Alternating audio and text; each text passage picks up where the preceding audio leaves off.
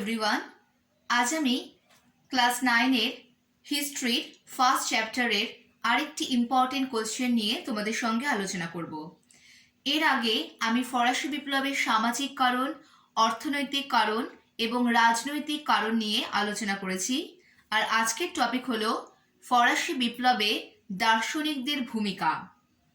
এটি class 9-এর হিস্ট্রির first চ্যাপ্টারের একটি ইম্পর্টেন্ট কোয়েশ্চেন। ফরাসি বিপ্লবে দার্শনিকদের ভূমিকা আলোচনা করো। প্রশ্নটি 8 নম্বরের প্রশ্ন হিসেবে আসতে পারে। তাহলে চলো আমি শুরু করছি।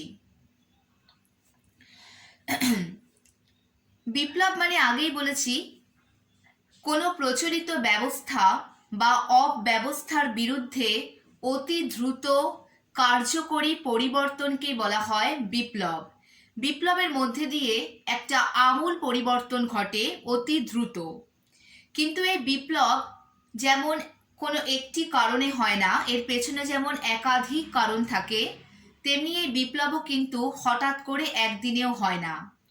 তাছাড়া যে কোনো বিপ্লব বাস্তবে কার্যক্ষেত্রে রূপ নেওয়ার আগে, অর্থাৎ কোনো বিপ্লব বাস্তবে হওয়ার আগে সেই বিপ্লবের জন্য একটি মানসিক পটভূমি তৈরি হয়। অর্থাৎ যেমন খুব সোজা করে বুঝিয়ে দিচ্ছি, ধরো আমি ভাবলাম আমি কোনো একটা কাজ করব, আমি কোনো একটা বিশেষ কাজ করব, এটা আমি ভাবলাম, তারপরে গিয়ে আমি সেই কাজটা করলাম, তাই তো? প্রথমেই তো সেই কাজটাকে আমি বাস্তবে করে ফেললাম একদম, সেটা তো হতে পারে না। প্রথমে সেই কাজটা করার একটা চিন্তা ভাবনা আমার মনে আসে, সেই কাজটাকে আমি কিভাবে করব তার একটা প্ল্যানিং, ভাবনা চিন্তা, সেই কাজটা করার ইচ্ছা, প্রেরণা সবটাই প্রথমে আমার মনোজগতে তৈরি হয়, আর তারপরেই সেই কাজটাকে আমি করতে পারি। বিপ্লবের ক্ষেত্রেও বিদ্রোহের ক্ষেত্রেও ব্যাপারটা একই রকম। প্রথমেই কোনো জনগণ কোনো বিদ্রোহ, আন্দোলন বা বিপ্লব হঠাৎ করে ফেলে না। তার আগে দীর্ঘকাল ধরে বিভিন্নভাবে বিভিন্ন কারণে জনগণ অর্থাৎ মানুষের মনোজগতে, ভাব জগতে সেই বিপ্লবী চেতনা তৈরি হয়। তারপরে সেই বিপ্লব বাস্তবে কার্যক্ষেত্রে একটা রূপ নেয়।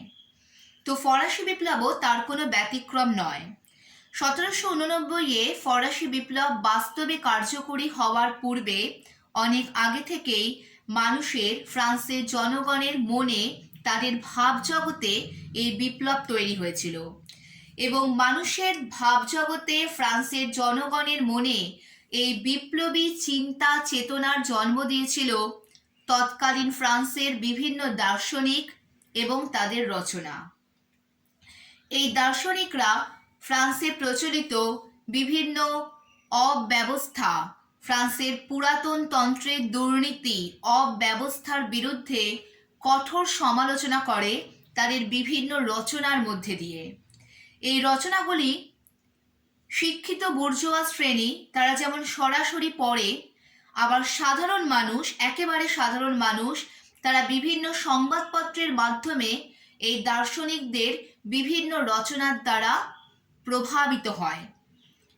দার্শনিকরা তাদের বিভিন্ন লেখনী বা রচনার মধ্যে দিয়ে তৎকালীন ফ্রান্সের সমাজ, রাজনীতি, অর্থনীতি, ধর্মীয় জগতের বিভিন্ন অনাচার, দুর্নীতি, অব্যবস্থার বিরুদ্ধে তারা একটা কঠোর এবং কঠিন জনমত গড়ে তোলার চেষ্টা করে। এবং দার্শনিকদের রচনা সাধারণ মানুষকে একটা বিপ্লবী চিন্তা চেতনা গড়ে তোলার ক্ষেত্রে গভীরভাবে প্রভাবিত করে।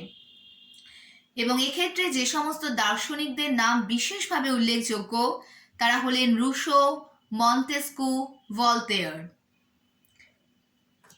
এটা হচ্ছে মূল বিষয়। ফরাসি বিপ্লবে দার্শনিকদের কি ভূমিকা ছিল, এটা তার একটা জিস্ট আমি বললাম। এবারে কিভাবে তাদের রচনাগুলো মানুষকে প্রভাবিত করেছিল সেটা আমি তোমাদের নোটস দিচ্ছি। দেওয়ার সময় যে জায়গাগুলো মনে হবে একটু বুঝিয়ে দেওয়া দরকার আমি অবশ্যই বুঝিয়ে দেব। শুরু করার আগে আরেকটা কথা আরেকবার বলছি, তোমরা কি প্যাটার্নে ক্লাসরুম চাইছো? শুধু আমি পুরো বিষয়টা বুঝিয়ে দেব নাকি নোটস দেব, বা কি প্যাটার্নে তোমরা চাও সেটা আমাকে একটু কমেন্ট করে জানালে আমার সুবিধা হবে, ঠিক আছে? তাও আমি নোটস দিচ্ছি, কিছু কিছু জায়গা বুঝিয়েও দেব। তাহলে চলো শুরু করছি। তোমরা এটা নোট ডাউন করতে পারো, আমি নোটসের আকারে বলছি।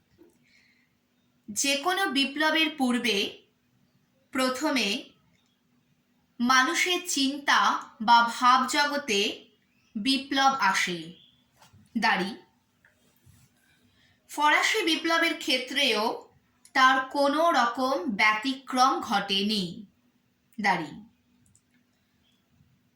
অষ্টাদশ শতকের ফ্রান্সে একদল সাহিত্যিক এবং দার্শনিকদের আবির্ভাব ঘটেছিল, কমা, যারা ফ্রান্সের তৎকালীন সমাজ, রাজনীতি, অর্থনীতি এবং ধর্মীয় জীবনের সর্বস্তরে ছড়িয়ে পড়া অনাচার এবং দুর্নীতির তীব্র সমালোচনা করে জাতীয় জীবনে এক বৈপ্লবিক চিন্তা চেতনার জন্ম দিয়েছিল। এই সমস্ত সাহিত্যিক এবং দার্শনিকদের বিভিন্ন রচনার ফলেই সাধারণ মানুষ এই সকল অনাচার, দুর্নীতি, বৈষম্য এবং তার পাশাপাশি নিজেদের অধিকার সম্পর্কে সচেতন হয়ে ওঠে। দাঁড়ি। দার্শনিক সাহিত্যিকদের বিভিন্ন বিদ্রূপ সমালোচনা ফ্রান্সের পুরাতন তন্ত্রের ভিত্তিকে শিথিল করে দেয়। দাঁড়ি।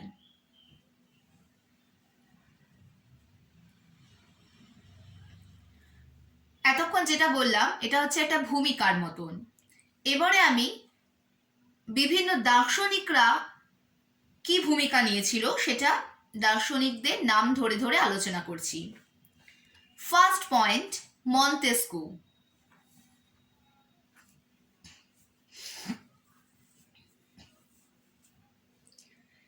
পেশায় আইনজীবী, বিখ্যাত ফরাসি দার্শনিক মন্তেস্কু, তিনি ছিলেন নিয়মতান্ত্রিক রাজতন্ত্রের সমর্থক। দাঁড়ি। অর্থাৎ মন্তেস্কু ছিলেন দার্শনিক, তার পাশাপাশি তিনি একজন লয়ারও ছিলেন। 1748 খ্রিস্টাব্দে তিনি তার বিখ্যাত গ্রন্থ দ্য স্পিরিট অফ লজে, গ্রন্থটার নামকে কোট করে দাও, the spirit of laws, LAWS, laws মানে আইন। 1748 খ্রিস্টাব্দে তিনি তার বিখ্যাত গ্রন্থ দ্য স্পিরিট অফ লজে রাজার ঈশ্বর প্রদত্ত ক্ষমতার তীব্র সমালোচনা করেন এবং ব্যক্তি স্বাধীনতা রক্ষার জন্য রাষ্ট্রের শাসন বিভাগ, আইন বিভাগ এবং বিচার বিভাগের সম্পূর্ণ পৃথকীকরণের দাবি জানান। দাঁড়ি।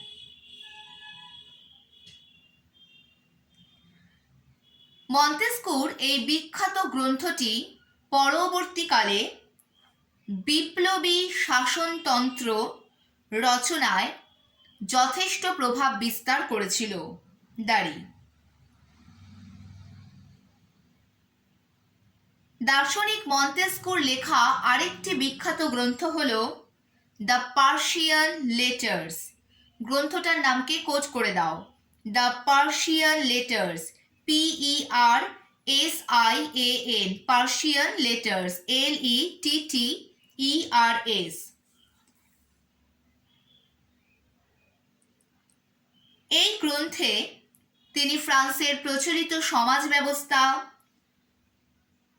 অভিজাততন্ত্র এবং রাজতন্ত্রের দুর্বলতা এবং বিভিন্ন ত্রুটি বিচ্যুতির কঠোর সমালোচনা করেন। দাঁড়ি। একটু বুঝিয়ে দিচ্ছি। মন্তেস্কু ছিলেন পেশাতে আইনজীবী মানে লয়ার, পাশাপাশি ফ্রান্সের একজন বিখ্যাত দার্শনিক, যার দুটি উল্লেখযোগ্য গ্রন্থ, দি স্পিরিট অফ লস এবং আরেকটি হচ্ছে দি পার্সিয়ান লেটার্স।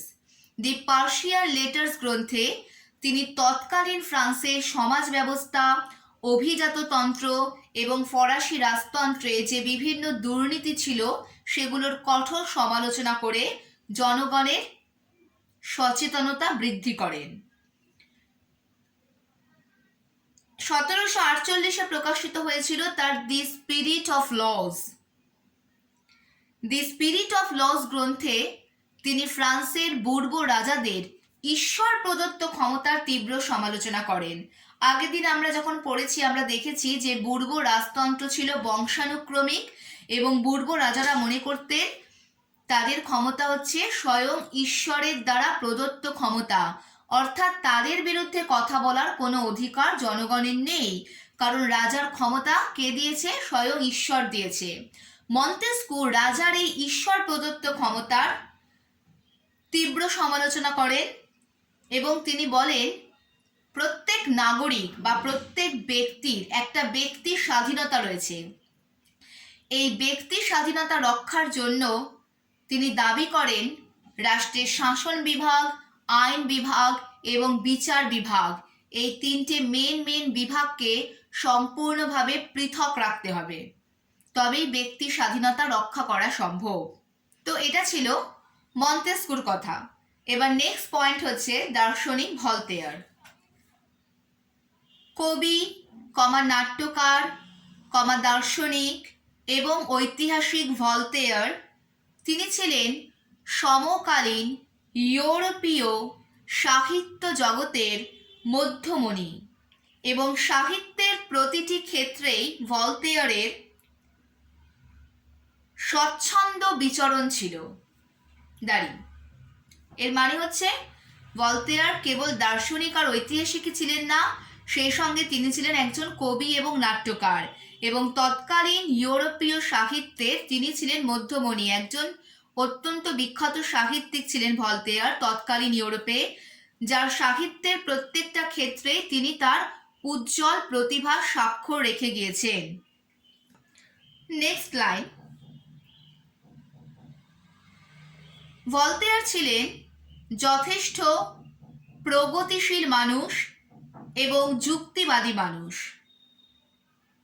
তার কাছে যুক্তি বিরোধী কোনো চিন্তাই স্থান পেত না।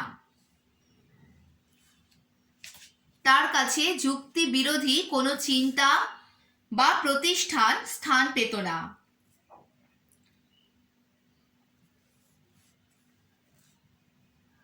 তবে এক্ষেত্রে উল্লেখ্য যে দার্শনিক ভলতেয়ার ছিলেন ঈশ্বরবাদী, কিন্তু ঈশ্বরবাদী হওয়া সত্ত্বেও তার আক্রমণের প্রধান লক্ষ্য ছিল তৎকালীন ক্যাথলিক গির্জা, কারণ ভলতেয়ারের মতে এই ক্যাথলিক গির্জা ছিল প্রগতি বিরোধী এবং শিক্ষার পরিপন্থী, অর্থাৎ শিক্ষার বিরোধী। ক্যাথলিক গির্জাকে ভলতেয়ার বিশেষ অধিকার প্রাপ্ত উৎপাত, এই কথাটাকে পুরো কোট করে দাও, বিশেষ অধিকার প্রাপ্ত উৎপাত বলে অভিহিত করেছেন। ব্র্যাকেটে ইংলিশটা লিখে নিতে পারো, এ প্রিভিলেজড নুইসেন্স।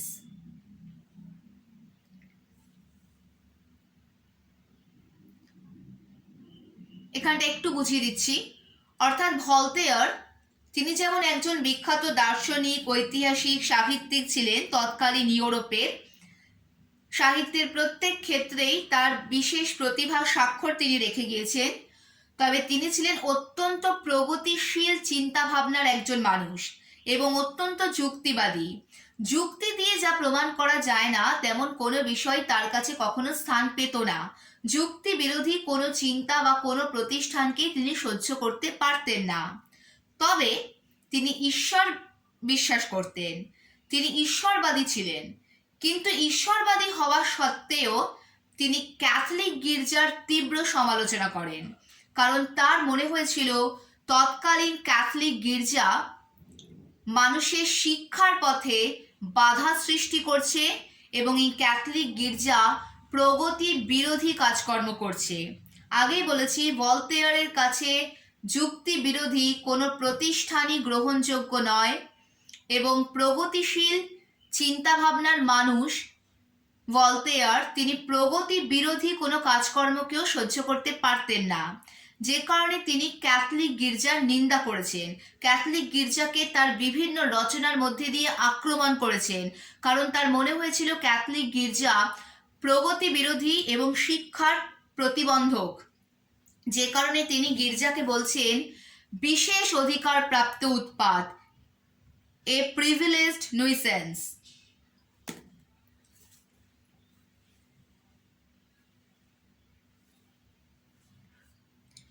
ভলতেয়ার তার বিভিন্ন বিদ্রূপাত্মক রচনার মধ্যে দিয়ে তৎকালীন ক্যাথলিক গির্জার বিভিন্ন দুর্নীতি, সামাজিক এবং রাষ্ট্রীয় অনাচার এবং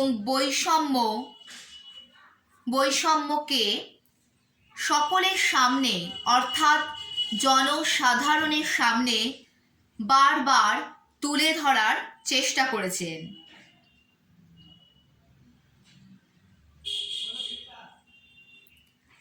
ভলতেয়ার গণতন্ত্রে বিশ্বাসী না হয়েও তিনি বিভিন্ন শাসনতান্ত্রিক সংস্কার এবং স্বাধীন চিন্তার সমর্থক ছিলেন।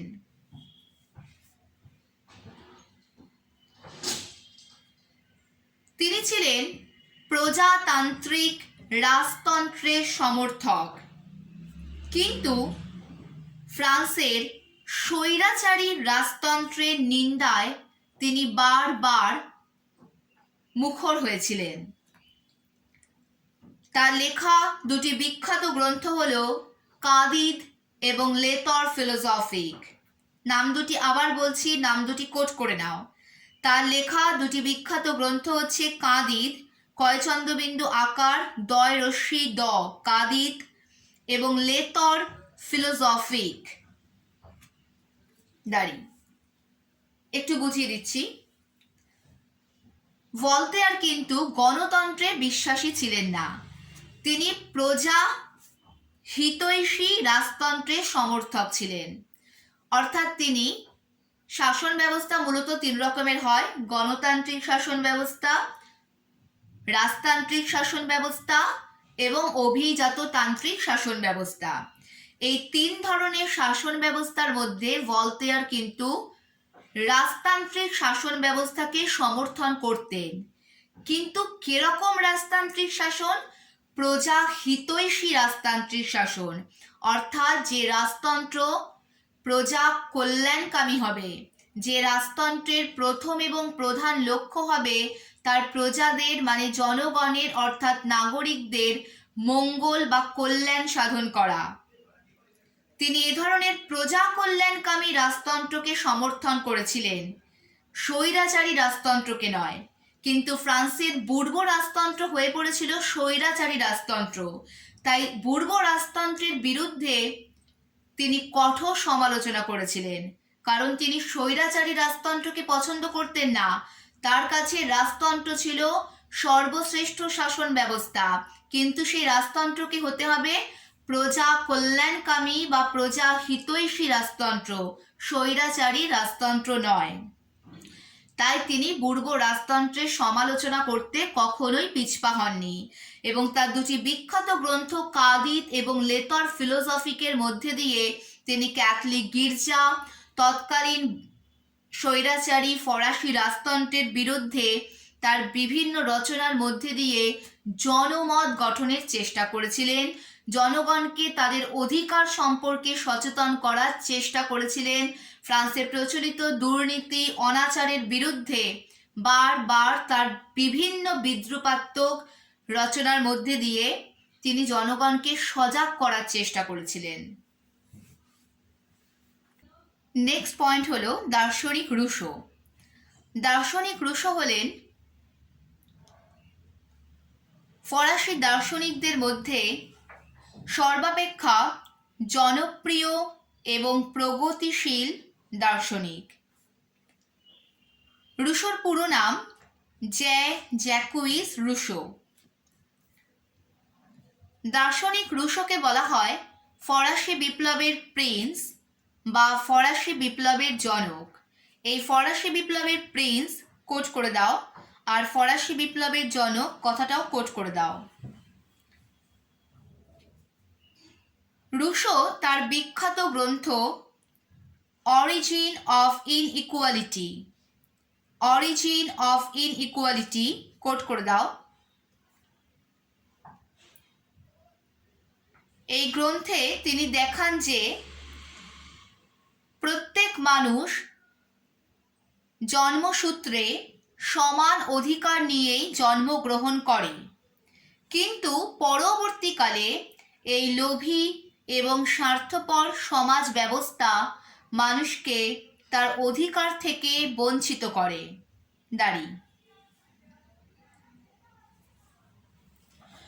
রুশো তার এই বিখ্যাত গ্রন্থটির মাধ্যমে ফ্রান্সের তৎকালীন প্রচলিত সামাজিক বৈষম্য এবং শ্রেণীগত অত্যাচারের মূলে কুঠারাঘাত করেন, অর্থাৎ আঘাত করেন। তবে রুশোর সবথেকে জনপ্রিয় গ্রন্থ হল সামাজিক চুক্তিটা কোট করো। রুশোর সবথেকে বিখ্যাত গ্রন্থ হল সামাজিক চুক্তি। এই গ্রন্থে তিনি আধুনিক গণতন্ত্র এবং প্রজাতন্ত্রবাদের ভিত্তি স্থাপন করার চেষ্টা করেছেন।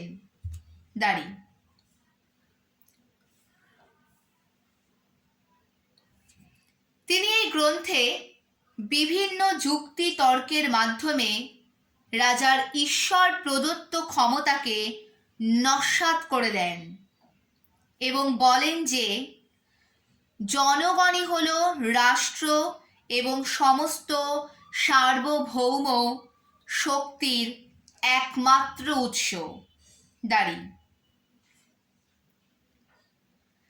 রুশোর মতে ঈশ্বর নন, একদিন জনগণের ইচ্ছা কথাটাকে কোট করে দাও। জনগণের ইচ্ছা ব্র্যাকেটে লেখো জেনারেল উইল, মানে জনগণের ইচ্ছা। আবার বলছি, রুশোর মতে ঈশ্বর নন, একদিন জনগণের ইচ্ছা বা জেনারেল উইল অনুসারে এক চুক্তির মাধ্যমে রাজা শাসন ক্ষমতা পেয়েছেন। এই চুক্তির মাধ্যমে জনগণই রাজাকে সিংহাসনে বসিয়েছেন। সুতরাং রাজা স্বৈরাচারী হয়ে চুক্তি লঙ্ঘন করলে জনগণের বা প্রজা সাধারণের পূর্ণ অধিকার আছে সেই স্বৈরাচারী রাজাকে পদচ্যুত করার বা ক্ষমতা থেকে সরিয়ে দেওয়ার।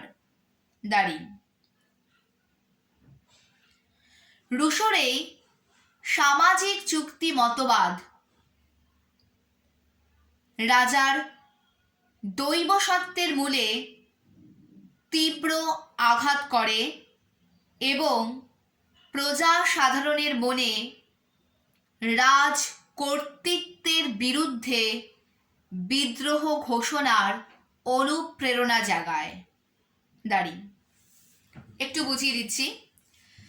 রুশো হচ্ছেন ফরাসি দার্শনিকদের মধ্যে সবথেকে উল্লেখযোগ্য শ্রেষ্ঠ দার্শনিক, যার পুরো নাম জ্যাকুইস রুশো। তার দুটি বিখ্যাত গ্রন্থ, প্রথম গ্রন্থটির নাম বলেছিলাম অরিজিন অফ ইনইকুয়ালিটি, বাংলায় বললে হবে অসাম্যের সূত্রপাত। তিনি এই গ্রন্থে বলেন প্রত্যেক মানুষ জন্মানোর সময় সকলে সমান অধিকার নিয়ে জন্মায়, কিন্তু পরবর্তীকালে আমাদের এই সমাজ ব্যবস্থা এতটাই লোভী এবং স্বার্থপর যে মানুষকে তার অধিকার থেকে সে বঞ্চিত করে। তৎকালীন ফ্রান্সে যে প্রচলিত সমাজ ব্যবস্থা ছিল সেখানে সর্বস্তরে ছিল বৈষম্য এবং শ্রেণীগত অত্যাচার, শ্রেণীগত শোষণ। তিনি এই সমস্ত কিছুর বিরুদ্ধে কঠোর আঘাত করেন তার এই গ্রন্থে, অরিজিন অফ ইনইকুয়ালিটি গ্রন্থে, তার বিভিন্ন রচনার মধ্যে দিয়ে। রুশোর সব থেকে উল্লেখযোগ্য গ্রন্থ হচ্ছে সামাজিক চুক্তি বা কন্ট্রাক্ট সোশিয়ালে।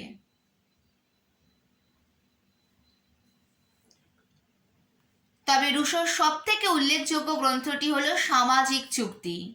এই সামাজিক চুক্তি মতবাদের জন্য রুশো বিশেষভাবে জনপ্রিয়তা লাভ করেছেন, কারণ রুশোর মতে মানুষ নিজেদের মধ্যে একটা চুক্তি করে রাজাকে শাসন ক্ষমতা দিয়েছে, যেটাকে রুশো বলছেন একটি সামাজিক চুক্তি। তিনি বলছেন জনগণ নিজেদের স্বার্থে, নিজেদের অধিকারকে সুরক্ষিত রাখার জন্য তারা নিজেরা একটা চুক্তি করে রাজাকে শাসন ক্ষমতায় বসিয়েছে। তাই রাজা যদি স্বৈরাচারী হয়ে ওঠে, চুক্তির শর্ত লঙ্ঘন করে, প্রজাদের স্বার্থ রক্ষা না করে, তিনি যদি স্বৈরাচারী স্বেচ্ছাচারী হয়ে ওঠেন, তবে জনগণের পূর্ণ অধিকার আছে সেই রাজাকে সরিয়ে দেওয়ার। তিনি বলছেন ঈশ্বর নন, রাজার ক্ষমতা, সার্বভৌম শক্তির একমাত্র উৎস হলো জনগণ, ঈশ্বর নন। জনগণের হাতেই সব ক্ষমতা, জনগণই চুক্তির মাধ্যমে রাজাকে বসিয়েছে। তাই রাজা যদি চুক্তির শর্ত লঙ্ঘন করে স্বৈরাচারী হয়ে যায়, তবে সেই রাজাকে জনগণ যে কোনো মুহূর্তে ক্ষমতাচ্যুত বা পদচ্যুত করার অধিকার করতে পারে, অধিকার আছে জনগণের। এবং এই যে কথা রুশো বললেন, এর মধ্যে দিয়ে এতদিন ধরে যে রাজতন্ত্রকে ঈশ্বর প্রদত্ত ক্ষমতার অধিকারী বলে মনে করা হতো, রাজার যে একটা দৈব সত্ত্ব আছে বলে মনে করা হতো, সেই দৈব সত্ত্বের মূলে রুশো তার রচনার মাধ্যমে তীব্র আঘাত হানেন। এবং এতদিন জনগণ মনে করত যে রাজার এগেনস্টে তাদের বলার কিছুই নেই, কিন্তু রুশোর রচনা জনগণের মধ্যে অনুপ্রেরণা জাগায় যে তারা স্বৈরাচারী স্বেচ্ছাচারী রাজার এগেনস্টে বিদ্রোহ করতে পারে, তাদের সেই অধিকার বা ক্ষমতা আছে। এই চিন্তাধারা জনগণের মধ্যে গড়ে তোলেন বিশেষভাবে জ্যাকুইস রুশো। আশা করি বোঝা গিয়েছে।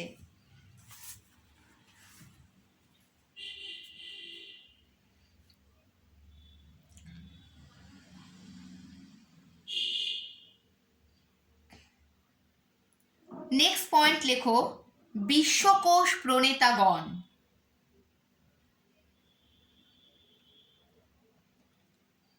এ যুগের অন্যতম মনীষী দিদেরো, DIDEROT, ইংলিশে লিখলে DIDEROT, বাংলায় লিখলে দয়রস্যি দয়েকার বয়শূন্যরায় ওকার, দিদেরো লিখতে পারো। এই যুগের অন্যতম মনীষী দিদেরো এবং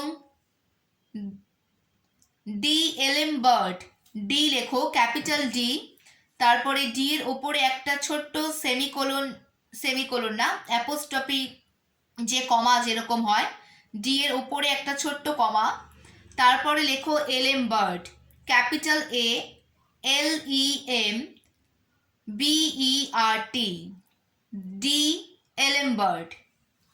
আবার বলছি, এই যুগের অন্যতম মনীষী দিদেরো এবং ডি'এলেমবার্ট, তারা সমসাময়িক বিভিন্ন পণ্ডিতদের সহযোগিতায় 17টি খণ্ডে একটি বিশাল বিশ্বকোষ সংকলন করেন। বিশ্বকোষ মানে হচ্ছে এনসাইক্লোপিডিয়া। এই গ্রন্থে বিভিন্ন দার্শনিকদের উল্লেখযোগ্য রচনা স্থান পায়, যা মানুষকে প্রচলিত সমাজ, রাষ্ট্র এবং ধর্মীয় জীবনের ত্রুটি বিচ্যুতি সম্পর্কে সচেতন করে তোলে। দাঁড়ি একটু বুঝিয়ে দিই। এনসাইক্লোপিডিয়া বিশ্বকোষ কে সংকলন করেছিলেন? দিদেরো এবং ডি এলেমবার্ট। তারা বিভিন্ন পণ্ডিতদের সহযোগিতা বা সাহায্য নিয়ে 17টি খণ্ডে বিভক্ত একটি বিশাল এনসাইক্লোপিডিয়া বা বিশ্বকোষ সংকলন করেন। এর মধ্যে কি স্থান পায়? বিভিন্ন খ্যাতনামা উল্লেখযোগ্য বিখ্যাত দার্শনিকদের বিখ্যাত রচনা স্থান পায়, যা সাধারণ মানুষকে প্রচলিত দুর্নীতিগ্রস্ত বৈষম্যমূলক সমাজ, রাষ্ট্র এবং ধর্মীয় জীবনের বিভিন্ন ত্রুটি বিচ্যুতিগুলো সম্পর্কে সচেতন করে তুলতে সাহায্য করে। আশা করি বুঝতে পেরেছ। নেক্সট পয়েন্ট হচ্ছে ফিজিওক্র্যাটস। ফিজিওক্র্যাটস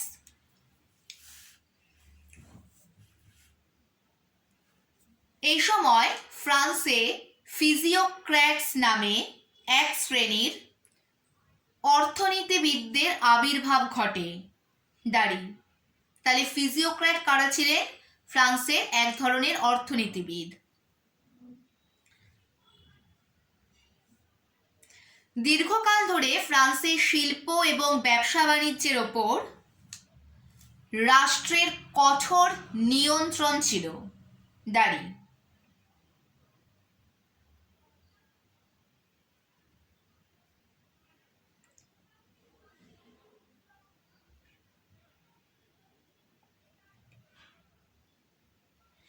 কিন্তু এই নতুন ফিজিওক্র্যাট অর্থনীতিবিদরা তারা মার্কেন্টাইল মতবাদ,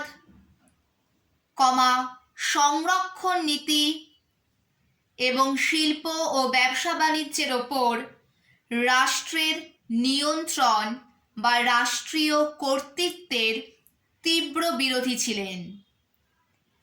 ফিজিওক্র্যাটরা তারা অবাধ ব্যবসা বাণিজ্য এবং বেসরকারি শিল্প স্থাপনের দাবি জানান। দাঁড়ি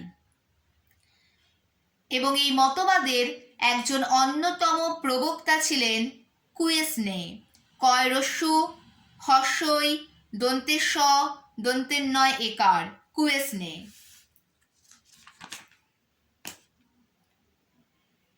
এছাড়াও এ সময় লা মেত্রি, লয়াকার লা একটু সরিয়ে মেত্রি, ময়কার তয় রফলা রশ্মি, লা মেত্রি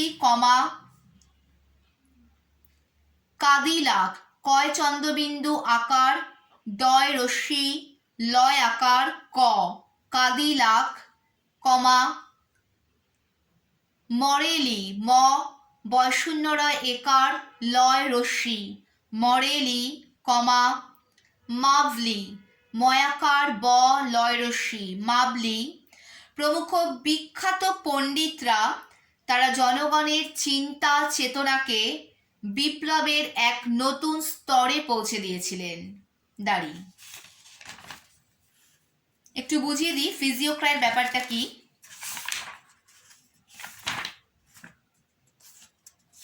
দীর্ঘকাল ধরে ফ্রান্সের শিল্প, এখানটা একটু বুঝিয়ে দিই ফিজিওক্র্যাট মতবাদ বলতে কি বোঝায়। ফিজিওক্র্যাট হচ্ছে ফ্রান্সের এক ধরনের অর্থনীতিবিদ। দীর্ঘকাল ধরে ফ্রান্সের শিল্পের ওপর এবং ব্যবসা বাণিজ্যের ওপর রাষ্ট্র বা সরকারের কঠোর নিয়ন্ত্রণ ছিল, কিন্তু ফিজিওক্র্যাটরা এভাবে শিল্প এবং ব্যবসা বাণিজ্যের ওপর রাষ্ট্রের কঠোর নিয়ন্ত্রণ বা কর্তৃত্বের বিরোধিতা করেন। তারা বলেন এর ফলে কখনোই অবাধ শিল্প বাণিজ্যের প্রসার ঘটতে পারে না। তারা ফ্রান্সে অবাধ শিল্প বাণিজ্যের প্রসারের কথা বলেন, বেসরকারি শিল্প স্থাপনের দাবি জানান, প্রিজার্ভেশন মানে সংরক্ষণ নীতির বিরোধিতা করেন এবং মার্কেন্টাইল মতবাদের বিরোধিতা করেন। মার্কেন্টাইল মতবাদ হচ্ছে ফ্রান্সের এতদিন ধরে যে শিল্প বাণিজ্যের ওপর কঠোর রাষ্ট্রীয় নিয়ন্ত্রণ ছিল সেটাই হচ্ছে মার্কেন্টাইল মতবাদ। মার্কেন্টাইলরা ছিল এক ধরনের অর্থনীতিবিদ যারা শিল্প বাণিজ্যের ওপর রাষ্ট্রের কর্তৃত্ব ও নিয়ন্ত্রণকে সাপোর্ট করত, কিন্তু ফিজিওক্র্যাটরা তারা রাষ্ট্রের এই কর্তৃত্ব বা নিয়ন্ত্রণের বিরোধিতা করেছিলেন। তারা মনে করেছিলেন এরকম কঠোর রাষ্ট্রীয় কর্তৃত্ব বা নিয়ন্ত্রণ থাকলে কখনোই অবাধ শিল্প বাণিজ্যের প্রসার সম্ভব নয়। তাহলে তারা মার্কেন্টাইল মতবাদের বিরোধিতা করে, সংরক্ষণ নীতির বিরোধিতা করে, শিল্প বাণিজ্যে রাষ্ট্রের কঠোর কর্তৃত্বের বিরোধিতা করে এবং বেসরকারি শিল্প স্থাপনের দাবি জানায়।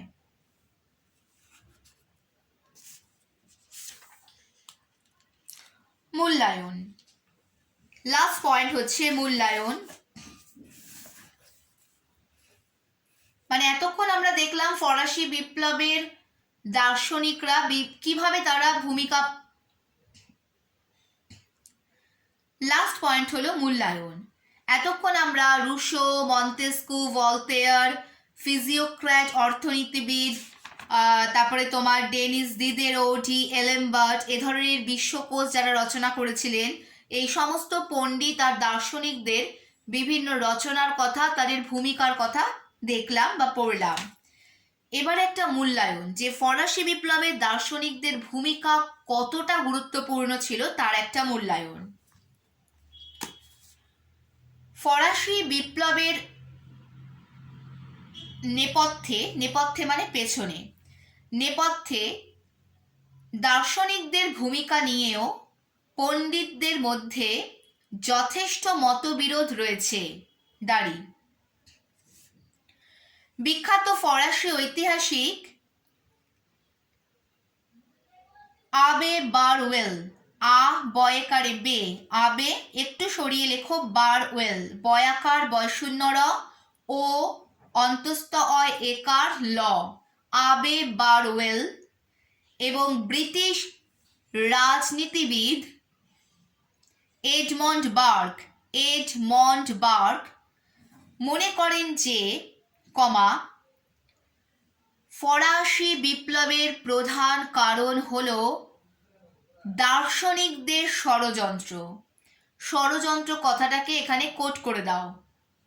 দাঁড়ি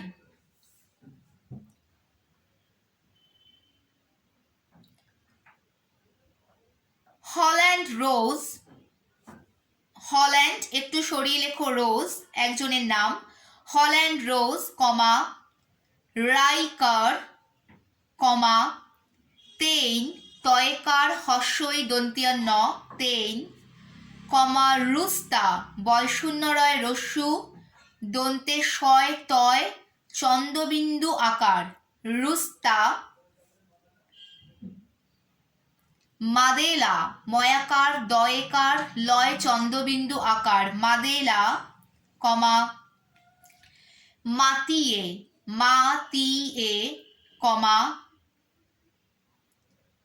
সেতোব্রিয়া, দন্তেশ্বয় একার তয় ওকার, সেতোব্রিয়া, বয় রফলা রশ্মি অন্তস্থ অয় চন্দ্রবিন্দু আকার, সেতোব্রিয়া,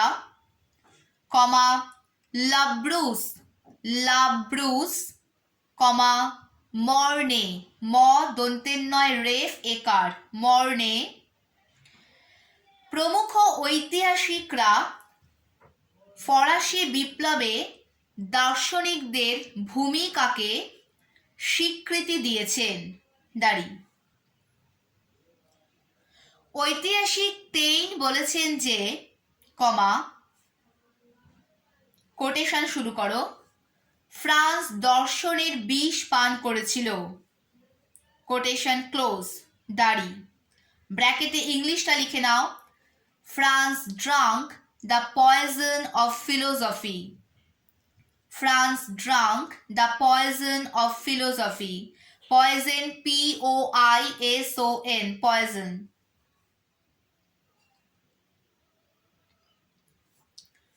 মাদেলা বলেছেন যে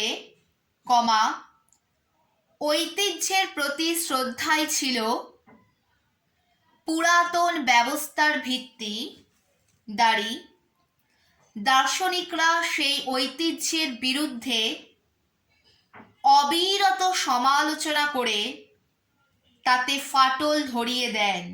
দাঁড়ি একটু বুঝিয়ে দিই এখানটা। মানে মাদেলা বলছেন ফরাসি বিপ্লবের আগে ফ্রান্সে যে দীর্ঘকাল ধরে পুরাতন তন্ত্র প্রচলিত ছিল, মানে পুরাতন ব্যবস্থা প্রচলিত ছিল, তার মূল ভিত্তি ছিল চিরাচরিত প্রথা, রীতিনীতি এবং ঐতিহ্যের প্রতি মানুষের আস্থা, মানুষের শ্রদ্ধা, মানুষের বিশ্বাস। কিন্তু দার্শনিকরা ক্রমাগত তাদের বিভিন্ন রচনার মধ্যে দিয়ে এই পুরাতন তন্ত্র, পুরাতন রীতিনীতি, প্রথা আর ঐতিহ্যের প্রতি মানুষের যে দীর্ঘকালের বিশ্বাস ও আস্থা ছিল, সেই আস্থাটাকেই নষ্ট করে দেয় তাদের বিভিন্ন রচনা, বিভিন্ন সমালোচনামূলক রচনা, বিদ্রুপাত্মক রচনার মধ্যে দিয়ে। যার ফলে মানুষের যখন ঐতিহ্যের প্রতি সেই শ্রদ্ধাই নষ্ট হয়ে যায়, তখন স্বাভাবিকভাবেই পুরাতন তান্ত্রিক ব্যবস্থা ভেঙে পড়ে। এটাই মাদেলা বলতে চেয়েছেন।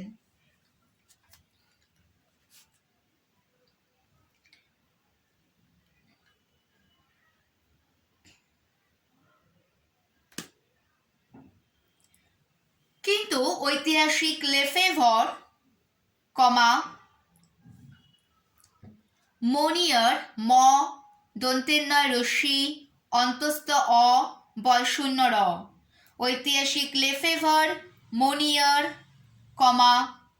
মোর্স স্টিফেন্স, একজনেরই নাম মোর্স, একটু সরিয়ে লেখো স্টিফেন্স, তারা এ ব্যাপারে সম্পূর্ণ ভিন্ন মত পোষণ করেন। মানে এ ব্যাপারে তাদের দৃষ্টিভঙ্গি বা মতামত সম্পূর্ণই আলাদা। দাঁড়ি মনিয়ার বলেন যে সাধারণ মানুষ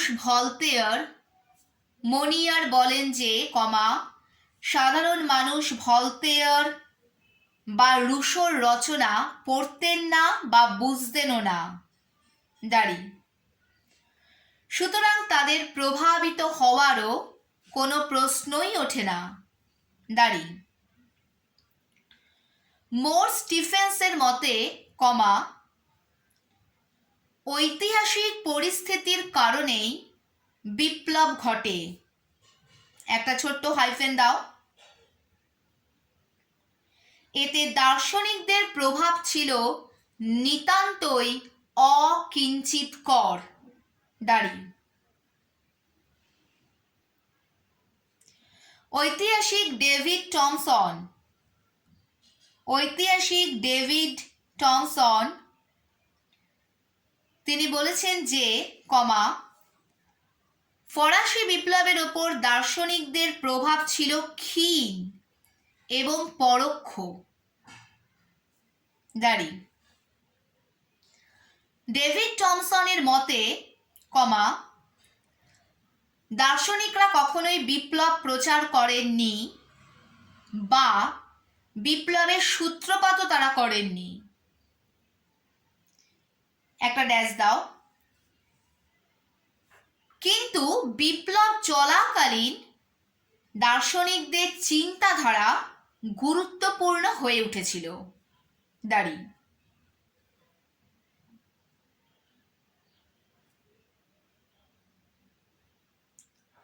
ঐতিহাসিক হ্যাজেনের মতে, HAZEN, ঐতিহাসিক হ্যাজেনের মতে দার্শনিকরা নন, একটা ড্যাশ দাও, জাতীয় জীবনের পরিস্থিতি এবং অনাচারী বিপ্লবের জন্য দায়ী ছিল। দাঁড়ি ঐতিহাসিক কোব্যান বলেছেন, দার্শনিকদের ভূমিকা এতটাই বিক্ষিপ্ত এবং পরস্পর বিরোধী ছিল যে, তাদের কোনো সুনির্দিষ্ট কর্মসূচি ছিল বলে মনে হয় না। দাঁড়ি ঐতিহাসিক গুডউইন তার ফরাসি বিপ্লব সম্পর্কিত গ্রন্থে দার্শনিকদের সম্পর্কে কোনো কথাই বলেননি।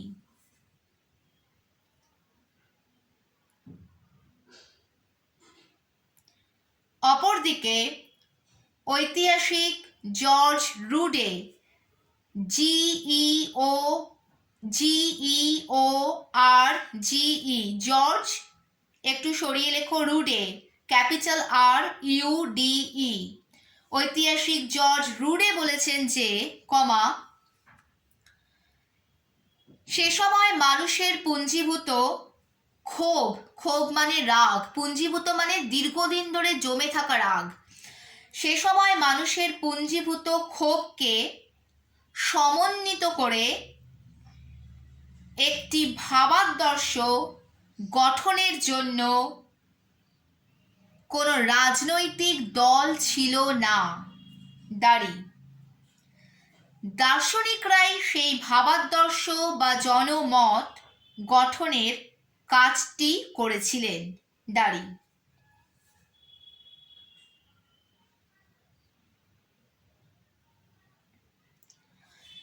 ঐতিহাসিক উইলার্ড,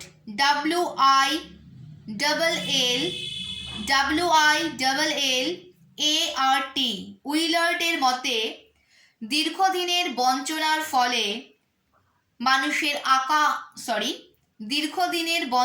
ফলে মানুষের আশা আকাঙ্ক্ষা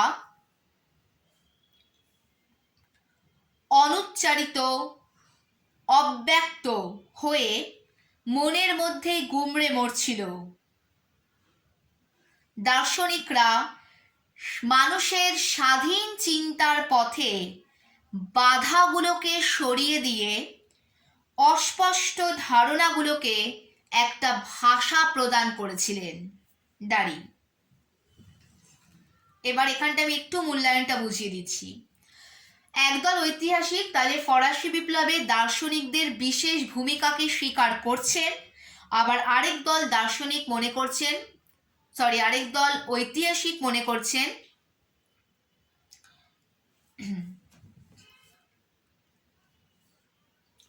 এবার এখানে মূল্যায়নটা আমি একটু বুঝিয়ে দিচ্ছি। একদল ঐতিহাসিক ফরাসি বিপ্লবে দার্শনিকদের বিশেষ ভূমিকার কথা স্বীকার করছেন, আবার আরেক দল ঐতিহাসিক বলছেন ফরাসি বিপ্লবে দার্শনিকদের সেরকম কোনো ভূমিকাই ছিল না, বা ভূমিকা থাকলেও সেটা অত্যন্ত ক্ষীণ এবং পরোক্ষ। বিভিন্ন ঐতিহাসিকের কোটেশন বা তাদের বক্তব্য আমি তোমাদেরকে বললাম, আমি অনেকগুলো ঐতিহাসিকের বক্তব্য বলেছি, তোমরা যে কটা পারবে তোমাদের সুবিধা মতন সে কটা মনে রেখে পরীক্ষায় লিখতে পারো, সব কটাই যে লিখতে হবে তা নয়। দার্শনিকদের গুরুত্ব স্বীকার করেছেন এরকম বহু ঐতিহাসিকের কোটেশনও যেমন বলেছি, তেমনি দার্শনিকদের ভূমিকাকে সেভাবে কোনো গুরুত্ব দেননি এরকম বহু ঐতিহাসিকের কোটেশনও বলেছি। দুটোই তোমরা লিখবে, যে কটা পারবে নিজেদের সুবিধা মতন সেটা গুছিয়ে নিয়ে লিখবে। অনেক ঐতিহাসিক বলছেন যে ফরাসি বিপ্লব ছিল দার্শনিকদের ষড়যন্ত্র। দার্শনিকরা তাদের বিভিন্ন রচনার মাধ্যমে জনগণকে বিপ্লবের জন্য বলতে পারো উস্কে দিয়েছিল। তাদের বিভিন্ন বিদ্রুপাত্মক সমালোচনামূলক রচনার মধ্যে দিয়ে তারা ষড়যন্ত্রমূলকভাবে জনগণকে বিপ্লবের জন্য উস্কে দিয়েছিল। তাই অনেকে মনে করছেন এই বিপ্লব ছিল দার্শনিকদের ষড়যন্ত্র, কিন্তু আবার অনেকে মনে করছেন এতে দার্শনিকদের কোনো ভূমিকাই ছিল না। কেন? সাধারণ মানুষ দার্শনিকদের কোনো রচনা পড়তও না, বুঝতও না, তাই দার্শনিকদের দ্বারা প্রভাবিত হওয়ার কোনো কারণও ছিল না। কিন্তু এই কথাটা পুরোপুরি সঠিক নয়, কারণ দার্শনিকদের রচনা হয়তো একদম সাধারণ মানুষ পড়তো না, কিন্তু শিক্ষিত মধ্যবিত্ত বুর্জোয়া শ্রেণী তারা দার্শনিকদের রচনা পড়তো। এবং মনে রাখতে হবে যে ফরাসি বিপ্লবের মূল অগ্রণী ভূমিকা পালন করেছিল এই শিক্ষিত মধ্যবিত্ত বুর্জোয়া শ্রেণী। এরাই কিন্তু বাকি যে একেবারে সাধারণ স্তরের মানুষ ছিল তাদেরকে কিন্তু এই শিক্ষিত মধ্যবিত্ত বুর্জোয়া শ্রেণী বিপ্লবে অনুপ্রেরণা জুগিয়েছিল, নেতৃত্ব দিয়েছিল। সুতরাং দার্শনিকদের কোনো ভূমিকা ছিল না সেটা বলা যায় না। শিক্ষিত বুর্জোয়া শ্রেণী দার্শনিকদের রচনার দ্বারা গভীরভাবে প্রভাবিত হয়েছিল এবং তারা সাধারণ মানুষদেরকে বিপ্লবের নেতৃত্ব দিয়েছিল, ঐক্যবদ্ধ সংঘবদ্ধ করেছিল। আরেক দল ঐতিহাসিক এটা বলছেন যে ফরাসি বিপ্লবের সময় দীর্ঘদিন ধরে তো মানুষের মধ্যে বিভিন্ন প্রচলিত সমাজ ব্যবস্থা, রাষ্ট্র ব্যবস্থা, ধর্মীয় রীতিনীতির বিরুদ্ধে দীর্ঘদিন ধরে মানুষের একটা রাগ জমেছিল। কিন্তু কিভাবে মানুষের রাগের বহিঃপ্রকাশ ঘটাবে তার কোনো ভাষা তাদের জানা ছিল না, সাধারণ মানুষ ততটা শিক্ষিত ছিল না। কিন্তু দার্শনিকরা, তখন কোনো রাজনৈতিক দলও ছিল না যে সাধারণ মানুষকে রাজা বা রাজশক্তির বিরুদ্ধে ঐক্যবদ্ধ করে সংগঠিত করে বিপ্লব ঘটাবে, এরকম কোনো রাজনৈতিক দলও তখন ফ্রান্সে ছিল না। দার্শনিকরা সেই ভূমিকাটা পালন করেছিল। তারা মানুষকে, জনমতকে সংগঠিত করে একটা ভাষা দিয়েছিল। মানুষের যে বিভিন্ন আশা আকাঙ্ক্ষা তার মনের মধ্যে অবদমিত হতে হতে হতে হতে প্রায় নিঃশেষ হয়ে যাচ্ছিল, সেই আশা আকাঙ্ক্ষাগুলোকে বাইরে প্রকাশ করার একটা ভাষা দিয়েছিল দার্শনিকরা। কোনো রাজনৈতিক দল যেমন মানুষকে সংগঠিত করে ঐক্যবদ্ধ করে কোনো একটা বড় আন্দোলন পরিচালনা করে, ঠিক ফরাসি বিপ্লবের সময় জনমত গঠন করে জনগণকে ফরাসি রাজতন্ত্র এবং অনাচারের বিরুদ্ধে ঐক্যবদ্ধ সংগঠিত করার কাজটা করেছিল দার্শনিকরা। তো আশা করি তোমরা সকলে বুঝতে পেরেছো যে ফরাসি বিপ্লবে দার্শনিকদের ভূমিকা ঠিক কতটা ছিল, এবং এক্ষেত্রে রুসোর ভূমিকা, মন্তেস্কুর ভূমিকা, ভলতেয়ারের ভূমিকা, ফিজিওক্র্যাটদের ভূমিকা, ডেনিস দিদেরো, ডি এলেমবার্ট তাদের বিশ্বকোষের ভূমিকা, সমস্ত বিষয়টাই এই কোশ্চেনটার মধ্যে আমি আলোচনা করলাম।